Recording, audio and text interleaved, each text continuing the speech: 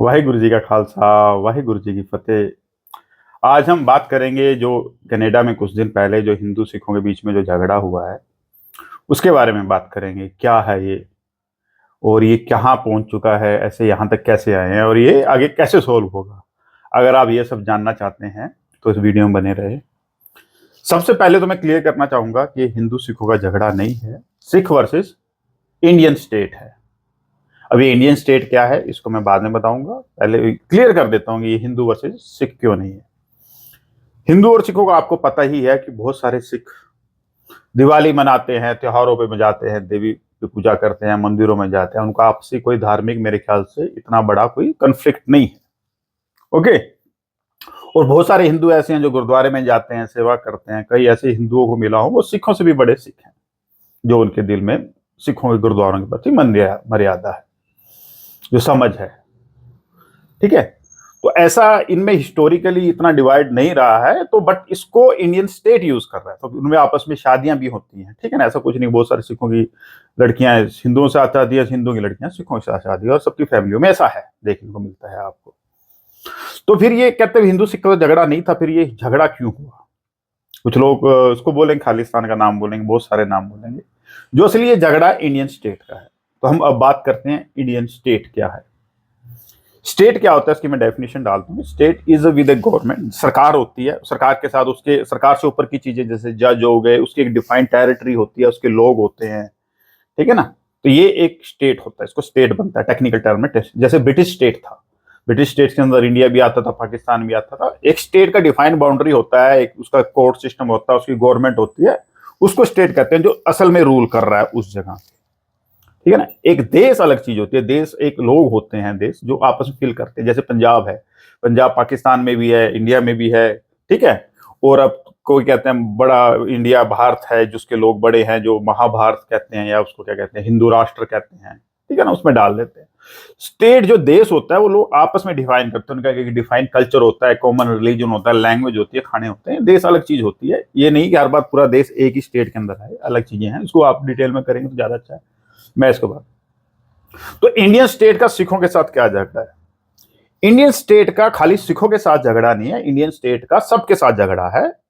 वो कश्मीरी पंडितों को भी मारता है, और सिखों से ज्यादा तो उसने बिहारी यूपी वालों को मार रखा है। 4-4 फुट के लोग रह गए खाने पीने का। आदिवासियों को मारता है वो मणिपुरियों को भी मारता है। वो किसी का सगा नहीं है। वो स्टेट क्या है, जो उसका सरकार है, जो पॉलिटिशियन है, जो उसके बिजनेसमैन है, वो चाहते हैं कि हम जो कर रहे हैं, जो खा पी रहे हैं, वो खाते रहे। जो नीचे के लोग हैं उनको लगता है कि हमसे खतरा ना हो जाए और उनको हम लूटने के लिए, तो उनको आपस में भिड़ाते रहते हैं। कभी हिंदुओं को मुसलमानों से भिड़ा देंगे, कभी दो कास्टों को आपस में भिड़ा देंगे, कभी दो धर्मों को भिड़ा देंगे, कभी दो स्टेट्स को आपस में भिड़ा देंगे, ताकि लोग जो आर्टिफिशियल प्रॉब्लम्स वो क्रिएट करते रहेंगे, उनकी लूट चलती रहे। सेम जैसे कि गांव में एक सरपंच करता रहता है, या गांव में एक छोटा हमारा छोटा पॉलिटिशियन करता है।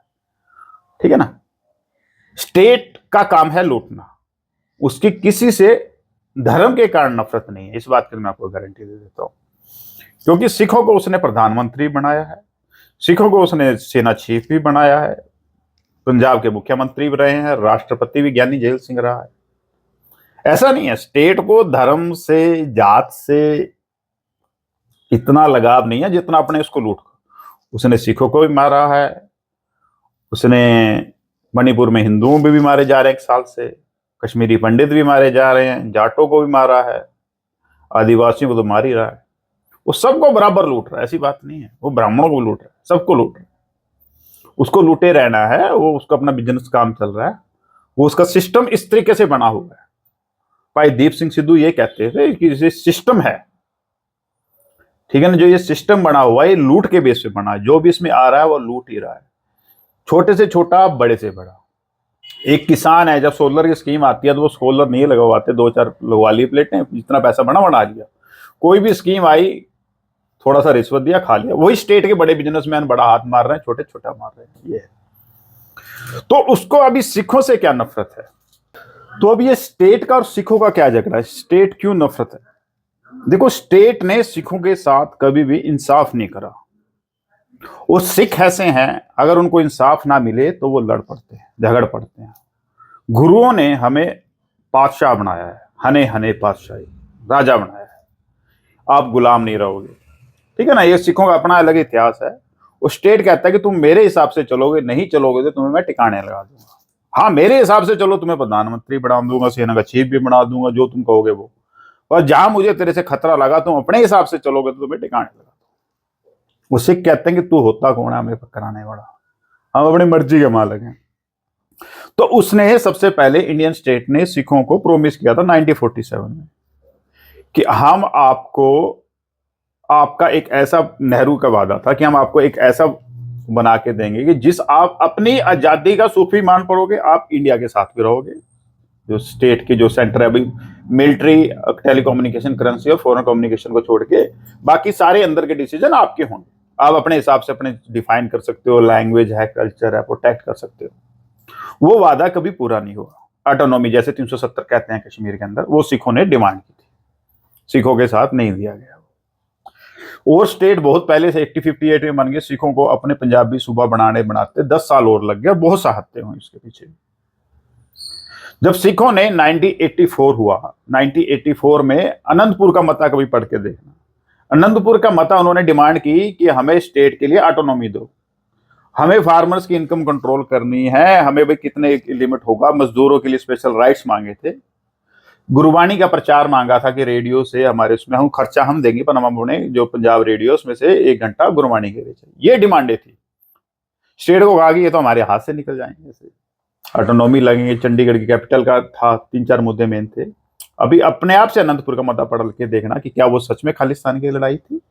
संत जरनैल सिंह भिंडरावाले तो ये कह रहे थे कि हाँ जी, क्या आप खालिस्तान की डिमांड, उनके खुद की स्पीच है कि ना मैं खालिस्तान मांगता हूं और ना मैं इसका विरोध करता हूं, ठीक है ना, मेरे ये मुद्दे हैं, मैं इसका वो करता हूं। उसकी स्पीच में है, अगर वो इतना मंदा लड़ाई लड़ रहा है तो वो सीधा खालिस्तान बोलता ना।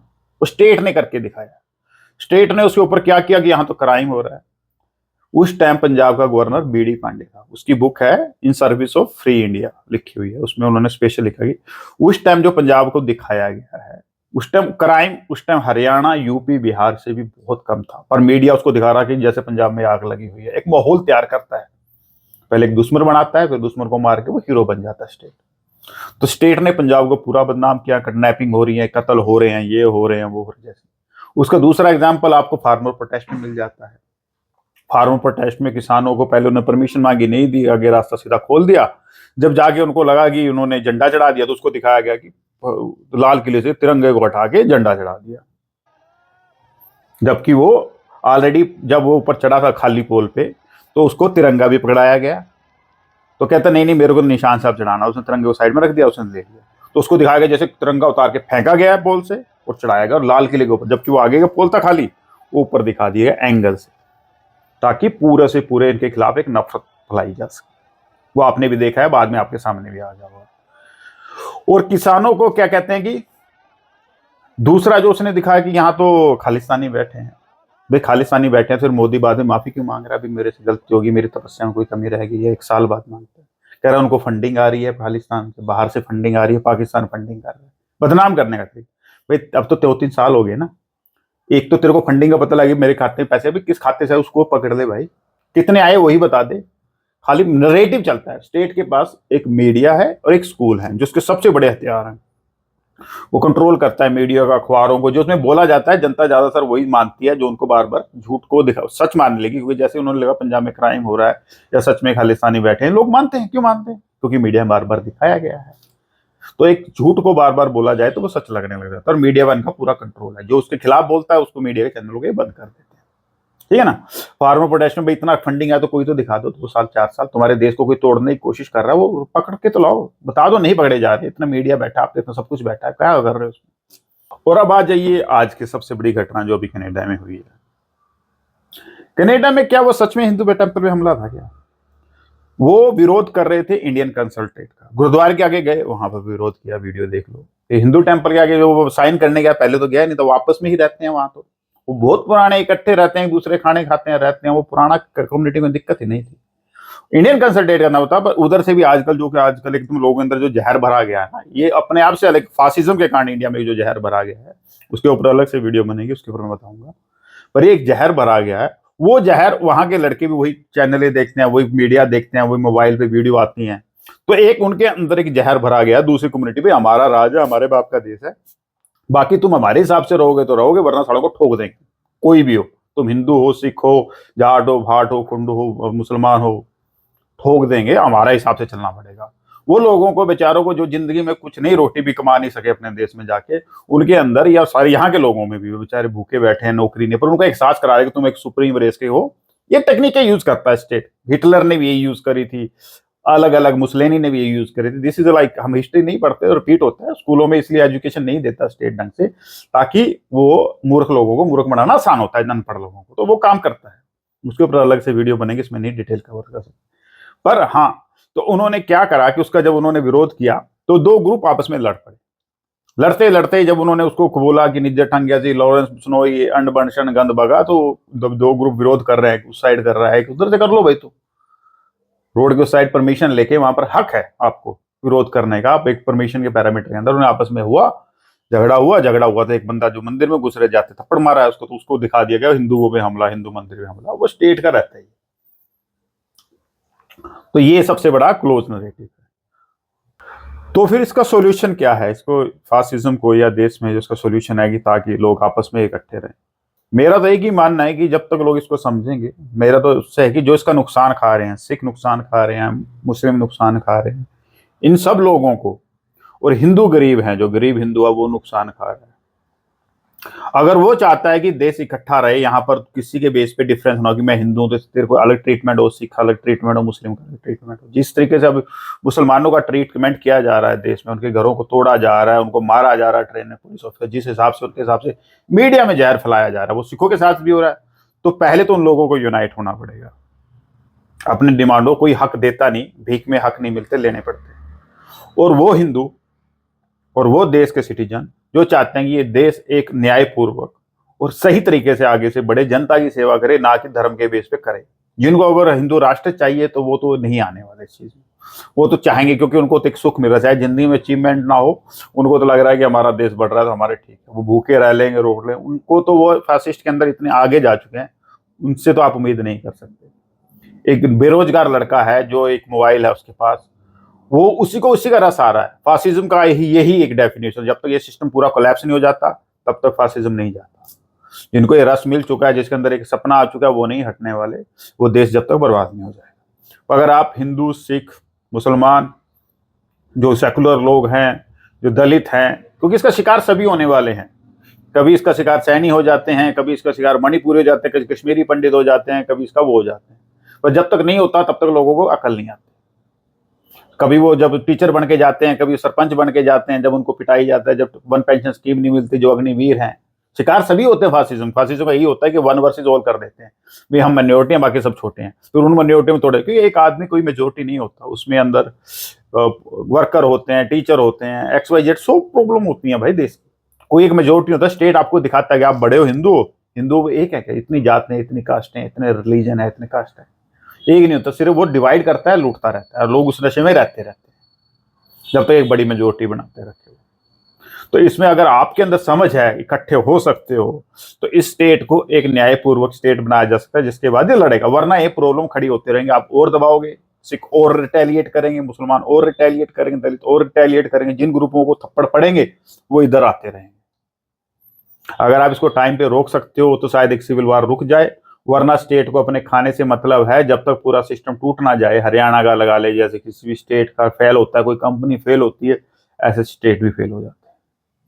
अगर आपको समझना चाहिए, सबसे पहले तो प्रॉब्लम को समझोगे, जब क्या प्रॉब्लम है हमारे साथ, समझोगे, पढ़ोगे, अलग अलग एंगल से सोचोगे, फासिज्म क्या है, ये जो अभी हो रहा है देश में फासीवाद, इसको समझोगे कि हिस्ट्री में पहली बार नहीं हो रहा, 1000 बार हो चुका है, रिपीट हो चुका है। हम नहीं पढ़ते, हमें नहीं समझते, तो इसलिए बार बार वही गलती करते हैं।